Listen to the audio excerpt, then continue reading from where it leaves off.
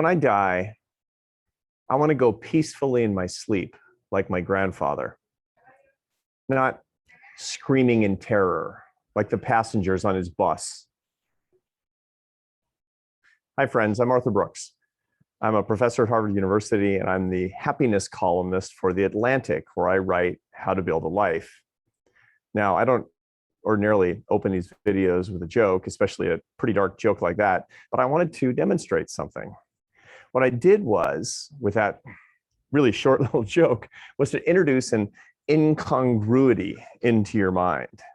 It was I told you something about my grandfather, and then I did a juxtaposition to make it go from him lying peacefully in his bed to driving a bus. That's how you resolved the incongruity in your minds. Now, the way that you resolved it was using a part of your brain called the parahippocampal gyrus region, which also told you that I wasn't serious. And so, therefore, if you laughed, that's why you could laugh. It was true you wouldn't laugh, obviously. That gave you a little amusement, and that gave you a little bit of happiness. The truth of the matter is that having a sense of humor can be really the difference between a life that inevitably has a lot of bad things in it, but also has lots of happiness, and one that just kind of is day-to-day drudgery. A sense of humor is truly part of a happy life. So how do we get more of it? Now, to begin with, research on sense of humor shows us that having a sense of humor means a couple of different things. One, it can be having an appreciation for jokes, an appreciation for humor. The other is it can be having the ability to create humor. In other words, you can like funny or you can be funny. Those are different ways that you can have a sense of humor, and a good sense of humor at that. To consume humor, the first part, enjoying jokes, it's unambiguously an enormous source of happiness. There's just research after research showing that people get happier when they consume humor, and that people who get better at consuming humor, which is really simple, you just consume more of it and allow yourself to laugh, you'll become happier. Furthermore, you find that it has all kinds of incredible side benefits, like improving your health. There are these experiments on older people that show that the more that they're exposed to jokes and funny stories, the happier they get. In the old Reader's Digest, they used to say that laughter is the best medicine. And I don't know if it's the best medicine, but research shows it's pretty good medicine. Now, what about actually producing humor? What about actually being funny? There's a lot of research that shows that it can be very good for you to do so, particularly in your career. There's a great book out called Humor Seriously by Jennifer Aaker and Naomi Bagdonas. And it's a wonderful book that shows that if you can actually learn to use humor in your job, you'll become more successful. You'll probably make more money. You'll do more deals. And that's really great. Now, the research is a lot more mixed, however, about whether being funny will make you happier. And in particular, there's research that shows that being happy in kind of a dark or negative way won't make you happier. Quite the contrary, that people who make a lot of jokes about, I wish I were dead, or especially who belittle others with their jokes, what they tend to do is they'll get laughs in the short term, but it won't make them any happier when they make these jokes. And in the long term, it will bring other people down as well. So the kind of funny, if you're trying to be funny, really matters a lot.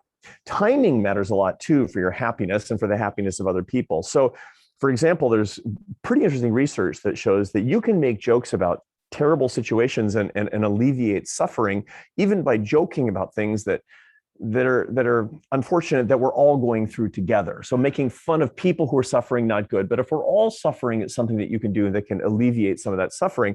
But the timing's got to be right. If you make a joke in the middle of a terrible earthquake or something, you'll be considered some sort of a weirdo. On the other hand, if you make a joke about the 1906 San Francisco earthquake, you'll just be some sort of obscure historian.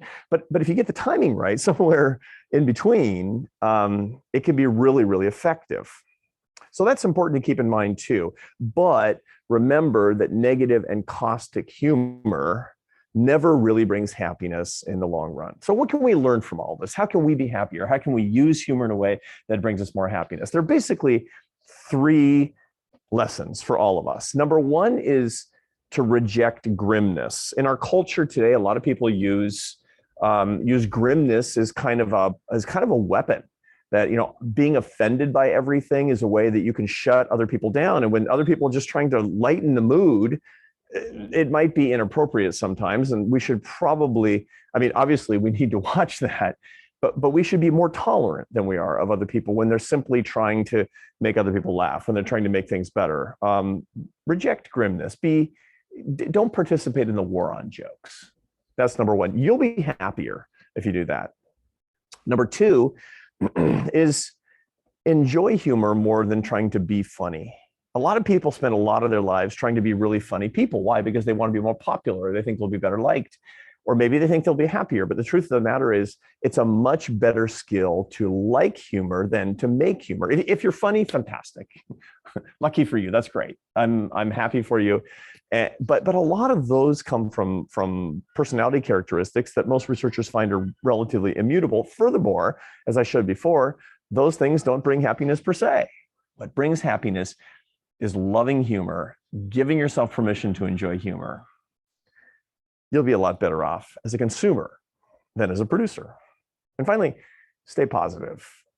It's really easy in today's day and age, in the culture that we have today, to be kind of the grim reaper of jokes all the time. Let's just everything has got to be about dark things. Everything has got to be about misfortune. And, I get it. It's an easy thing to do. It's an easy thing to fall into. I'm pretty sarcastic and caustic myself. I'm guilty, but it won't make you happier. Stay on the light side, stay on the bright side, stay on the positive side, so that you'll be happier and you'll bring other people up, and you'll especially never give laughs at somebody else's expense. I hope these have been useful to you. They're based on my column in The Atlantic, How to Build a Life, these lessons, and many, many others. My column comes out every Thursday morning, so have a look. I hope you've enjoyed this video, and I hope you have a great week of happiness and good health and lots of laughs. I'm Arthur Brooks.